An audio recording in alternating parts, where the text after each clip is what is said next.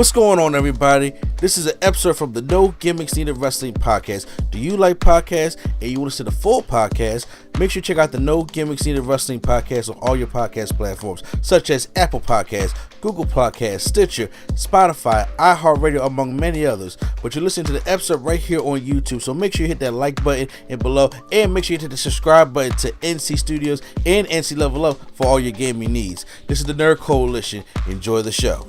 All right, guys, this Saturday, we have WWE Crown Jewel. Crown Jewel is one of the Saudi Arabia shows, and they build it's an 8-match card. Well, eight matches? Well, actually, one was going to be on the pre-show, so 7 matches, but one's going to be in the pre-show. So, obviously, when it comes time to this, we got to give our predictions of what we're going to think is going to happen at Crown Jewel. And this is obviously the little setup point going into Survivor Series, which is going to be later in November. They still haven't announced yet if it's going to be War Games or not. They're teasing brand warfare. I don't want brand warfare, but I'm really hoping that we're getting War Games. I want a mix of both, to be honest with you. I don't even know how to begin that, but I want that. I mean, if you was honestly going to do a brand warfare type storyline into a War Games, then you the first thing you need to do is you got to make it mean something. Mm-hmm. Bragging rights don't mean nothing in a booked wrestling. That's the same thing Xavier Woods said. You got to make it mean something. You know, Team Raw or Team Smackdown has to win something to give them a reason to want to fight for that brand. They do a brand warfare and the winner gets the Money in the Bank match the upcoming year or something like that. Yeah, it has to be something along that, or more. They have to think of something instead of just doing it that way. And also, when it comes to brand warfare, you have these championships, but you just have these title matches, but they don't mean anything. Nobody wins a championship or anything, so you take the drama out of it. Other than seeing some decent matches, but it doesn't matter who wins or loses because they both still have a championship. So that's why it can be kind of hard to do a kind of brand warfare unless you're like unifying a championship, or it has to mean something. So I know Vince was more of the brand warfare person. Triple H was more like things got to mean something, and I agree with that. But even with that being said, so Crown Jewel with this 8-match card, a lot of things has been happening on Raw, SmackDown, stuff like that. And right now, what they have going for the pre-match, they have according to what I'm reading here on Wikipedia, Sami Zayn is going to take on JD McDonough in the pre-show. And I'm just shocked that they have a pre-show again. They didn't even have a pre-show, but usually they didn't even have that many matches on the card neither. Facts. But now it's just like an 8-match card. Sami Zayn versus JD McDonough type thing. I think if they're going to want this JD McDonough storyline to keep going forward when it comes to the he got to win. He needs that win. And right now, Sami Zayn trying to find his footing on his own since they just unceremoniously destroy him and Kevin Owens. Yep. So, I agree with you hands down. If we're going to push forward with JD, he needs W's.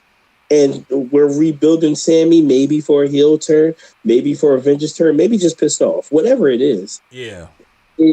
Sammy don't need the win here, so he shouldn't get it. You're absolutely right. Okay, now we're going to the main card here, so let's see what we got going here. I'll start off with Rey Mysterio takes on Logan Paul for the United States Championship matchup. This got Logan Paul written all over it. I was having an argument with somebody the other day, and it was like, there's no way we're going to put on him and put a part-time champion. I said, you know what? But putting the belt on Logan gives that transition to multiple people that we have kind of just dancing in this mid-card, that this title can help, because Rey don't need it. Logan will get so much advertisement by having it. He's going to plaster it everywhere. If I'm going to give it to somebody, I'm going to have Rey lose this. Rey needs to lose it. And there's so many ways you could go about Rey losing it. You got options here. This is the best time to pull this trigger.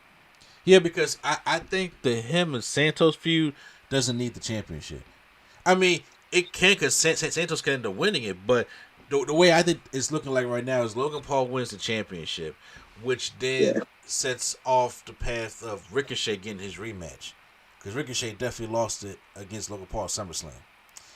True. And now, also that's trading Logan Paul Ricochet to SmackDown. And that's if we want to stay brand specific. I don't know what's going to happen there, you know? Oh, wait a minute. That's right. Logan's part of SmackDown, isn't he? You know what? I don't know where Logan is, but Ricochet's a part of Raw. You know, you're right. You know, because they don't give a shit about any of this. But, you know, honestly... You're right. You're right. They don't care. But like we started this, we're acting like they care now. Tell me, are we caring or not? Just give me an answer. Please, yes. Well, right now, I'm going to go with Logan Paul. You doing Logan Paul as well? I'm definitely doing Logan Paul on this one. Next up, we have Cody Rhodes taking on Damian Priest in a one-on-one matchup. Things got a little bit heated between Damian Priest and Cody Rhodes yesterday on Raw. Didn't see the whole thing of Raw anyway. I was busy doing other stuff. So same. Yeah, exactly. But I feel as though that now, since we're inching closer to WrestleMania season, I gotta find a way to get my tickets. But yeah, getting closer to WrestleMania season. Cody. Why? Why what? Why isn't it for the briefcase? Even if we wasn't going to change it, why not just add the stipulation to give it another? You know what? That would be. It's like I want to see Damian Priest get his shine, but if Cody win that, if they was put the briefcase on the line, Cody wins the briefcase, you automatically know where that's going. And and I think right now they have a decent enough storyline that's going to be like, hey, because right now Cody got to find his way back on SmackDown to get that championship anyway. Because they already teased it that they're doing Cody and Roman too in Philly. Yes. Yeah. So I gotta like, you know, try to check that out. And right now it's kind of hard. You know what? To build sympathy, I think I may go with Damian Priest. You know what? If the briefcase was on the line, I would go Damian Priest. But because it's not, I'm going Cody. Okay. Cody's always going to be a safe pick. You know what I'm saying? You always pick Cody in DraftKings or something like that. But to build sympathy for Cody, because he has been winning, I think maybe a Judgment Day screw up and then him beating because I can really do big wonders for Damian Priest, depending on where they plan on going with this when it comes to this briefcase. The queen, well, not that queen, but my queen is back. Bianca Belair is taking on Io Sky for the women's championship. Okay. Now, unless I'm wrong, I don't remember a situation when Io has ever beat Bianca. Like in any scenario. I don't remember a time neither. Okay. I know Damage Control will be involved. Yeah. I don't know how it's going to be involved in her favor or against her. This is like the most match on the card tonight that I don't know 100%. Here's the thing. I think what they're going to try to do is not going to work. And this is what I think. I know I could be 100% wrong about this. I think the obvious plan is Bianca versus Charlotte at WrestleMania in Philly. I think that's the obvious plan because they have been teasing that and they have yet to touch one-on-one. I think they're keeping them apart on purpose. But I think they want to put Bianca in there as the heel and Charlotte as the face. Charlotte it's never over as a babyface. Don't do that. Just switch spots with them. Please don't do that. And I think if you do that, all you're going to do is make people want Bianca to win more. Because I think if Bianca comes in here and beats Io Sky, it's like, okay, the champion's back on her. She's a 3 or 4-time champion by then. And people may be like, all right, I like Bianca, but I kind of want to see the belt on somebody else type thing. And it's like, okay, that could be a natural crowd changing. And I think Bianca started out as a heel, so she could be a decent heel. But having Charlotte come after that is the thing I'm thinking like, okay, well, then automatically it's like, how we got Charlotte in the bank all over again, and now she gets a title shot at Bianca, and naturally they're going to just be like, you know what, we don't like Charlotte, we're going to go ahead and do Bianca. So in another way, is Charlotte can come out there and screw it over again, but we've seen that already. We've seen, so if Charlotte come out and screw Bianca and Io again, there's no reason why that Bianca and Charlotte shouldn't be going at it type thing. So it got to be like a damage control type of situation again, and like we've seen that done to death. Or it can just be straight up that Bianca just wins it. You know, it could be a Bianca just wins it, and they really are confident that they can get Charlotte over as a face and turn Bianca heel, and then they can really, because Bianca can do the heel work. And Bianca can be an uncomfortable heel if they need her to be. You know, so I'm curious, but Charlotte as a face just never worked. I hate Charlotte as a face. You don't want to like her. They're like, this stop. Exactly, and I damn sure like that moonsault. Look, you gonna stop talking about this moonsault? It's been years. Yes. Hate. Every viewer and listener knows you hate this moonsault and that you did not like Eva Marie. Eva fucking Marie. Don't like it about you. Death taxes and your hate for this moonsault.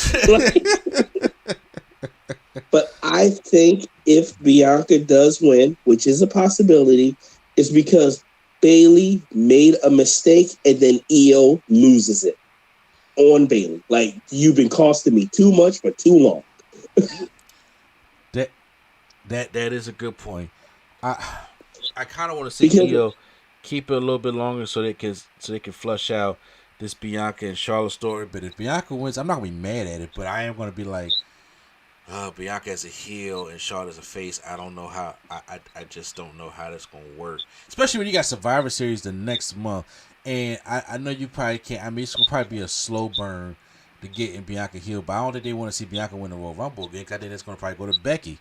Because I think Becky. And also, you make a good point. Also, on the other day of the fact, I wouldn't want a damage control breakup going into Survivor Series when that's obviously 3 women you could put on a team together and call it a day. Well, I don't know if Dakota will be healed by that time, but still, you know, it's easy placing sometime, you know. Yeah. So I think I'm gonna go with Io Sky on this one. I want Io Sky, but I think I'm gonna go Bianca. That's fair. Singles match: John Cena taking on Solo Sikoa. So Cena has to win, right? No, I don't see Cena winning this matchup. First of all, I actually think, you know, if this was 2015, I'd be excited for this match. Yeah, but it's old not the John same Cena Cena now. Old John Cena he's older. You can't blame people for Father Time. He's just older, and I can understand that. So, but there's no reason why Solo needs to lose. Solo's the enforcer for Roman Reigns. That's what it is. Mm-hmm. Cena go ahead and put him over. That's what he needs to do. But it's just not going, because Cena right now, he just be taking way too much damage. He be overselling, overcalling calls. It's just, you know, Cena. It's like, great, bro. I love to see your promo skills and your enthusiasm when you come in the ring, but sometimes his wrestling now hasn't been entertaining enough for me. And Solo he's an athletic guy, but sometimes it also could benefit from using a good dance partner as well. So I got Solo for this one. I mean, if we was betting, John Cena would be on the plus side in this, and I'm going with Cena because he has taken so many L's for so long, and I don't feel like they're done using Cena yet. I don't think he's going back to Hollywood yet. The actor strike is going to be going back to Hollywood. Right, and another L don't help him right now. And it don't really hurt Solo to take the L. It do hurt Solo for taking the L because Solo got to be there. Solo got to be there, but they can keep going. This could be a series between them. Like, yo, I need to get my back against you, and they can continue to push it on, roll into Survivor Series, roll with a stipulation, a Samoa strap match. They can kind of like You're have talking a about modern 46-year-old John Cena in a Samoan strap match. I think. Yeah, yes, I am. I think you're stuck in 2015. This Cena got no hair left. This Cena is as soon as his actor strike is. You're right. Cena, as soon as his actor strike is done, With them negotiating, which there's rumors that this thing is about to be coming to an end as soon as next week, maybe. Okay, He's going back to work. He wasn't even supposed to be here this long. And I mean, he was supposed to be like due October, but there is no plans for Cena in November. If Cena wins and the actor strike is over and he leaves, what good does that do Solo? He just same didn't happen with Finn Balor and Edge at WrestleMania. Edge wins, but Balor was there all the time, and Edge didn't come back for like 2-3 months. See, now I will admit, I didn't think the actor strike be over as soon as next week. I felt like we had Cena to at least Survivor Series. I doubt it. And on top of that, even with all that being said, if Cena, it's John Cena. It's like, what hurts John Cena? If John Cena loses and John Cena come back, John Cena still as over as because John Cena's a fucking Hall of Famer. Remember, they call him the GOAT. This loss don't hurt John Cena. This loss hurts Solo Sikoa, the enforcer, somebody that's supposed to protect Roman Reigns until it's time for him to break from Roman Reigns before WrestleMania. And I mean, Cena put up a good fight, but that's Samoan Spike. That joint coming out there and putting Cena to bed. Cena, you gotta have a little old school in him to put somebody over. Mm-hmm. And I think he got to put over Solo. So I'm going with Solo. Like I said, I don't see no 3-match rivalry plan with Cena because Cena don't got the conditioning for no 3-match rivalry plan or time. Cena wants to hurry up and Go back and finish making Peacemaker season 2. Try to go to work. Yeah, I can say you're true in the fact that Cena said, "I'm leaving as soon as I can." Yes. I just didn't think it'd be that soon. I really didn't. That's what Cody did. Cody is praying every night that the actor strike is over so the Rock will come in and try to take his WrestleMania spot. Look. I know you've seen some of these Cody memes with The Rock coming back. He just staring off into the camera like, no, please don't. Please don't. I don't blame him for that. Let's see. Next up, we have a fatal 5-way for the Women's World Championship. Rhea Ripley versus Natalia Jax, Lord. Nia Jax. Natalia Jax. The botch. But you know what? Side note, did you see that cosplay that Chelsea Green and Piper Niven did? Yes, I did. I did see the picture of that cosplay, and I was like, look at them. That accuracy is great. I'm enjoying Chelsea's character. Yes. She is playing her character amazingly well, and I'm glad she's doing it. I don't know if anyone else at this time would have done it as well as she's doing it. Oh, yeah.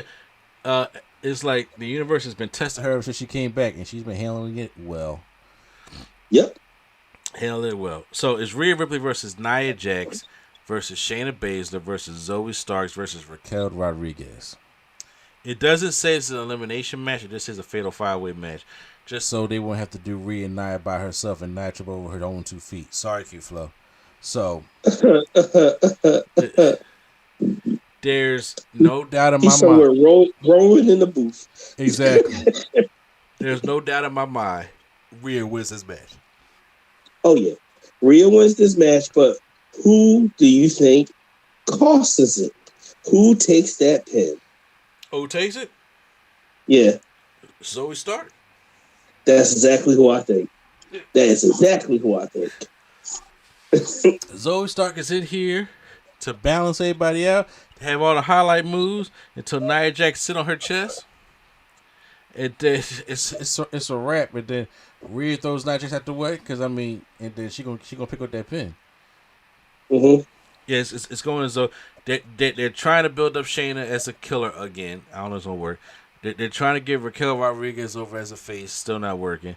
Nia Jax is not I don't care. Nia Jax can take the pinfall for all I care. But I don't know if Rhea gonna get her up in the Riptide. And she kind of got her barely one time before. I think there'll be a Riptide on there. It's going to be a sloppy Riptide, but it's going to be a Riptide. Yeah, it's not going to be the best looking. We in Saudi Arabia and all the women have to cover up, and I'm just like, so Nia Jax gonna come in there and wear the same clothes, huh? Yo, I when they put the people in there, I was like, so what is most of these women going to wear to the ring?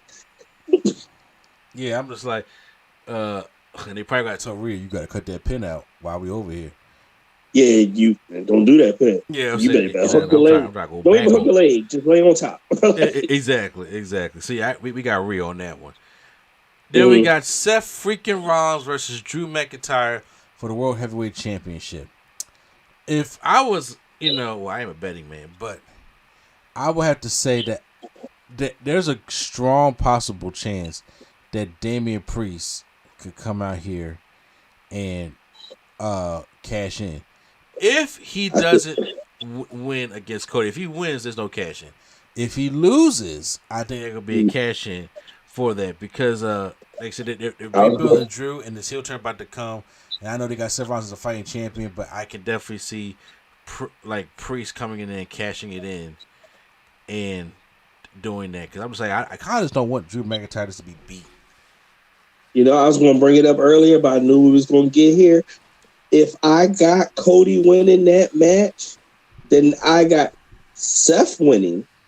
I got Drew getting pissed off, taking out Seth, and then that Judgment Day music hit, and they take that walk. Just take that walk. Get that pin.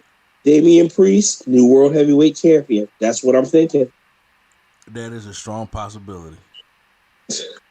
Seriously, that's a strong possibility. Yeah, I'm going to go with Seth freaking Rollins on this one. Are you the same? Yeah. Okay. Yeah, I got it. It just sounds like the best layout for me. It just does. That moment, Damian Priest gets a big win in front of a massive size crowd, and you know what? Honestly, Seth could go home for a little bit. He ain't going home, but he could take a break. He probably not. You're right. But he could. No, we got War Games coming up. Seth ain't taking no damn break. I'm hoping War Games. And the main event, obviously, which should be entertaining, but we know where this is going.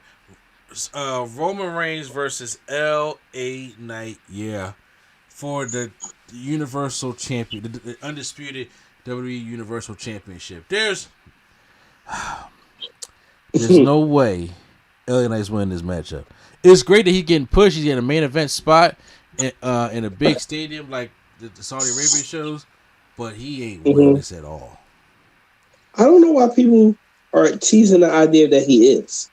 Like, what in the world are you seeing that I don't think exists? Because he's not winning this.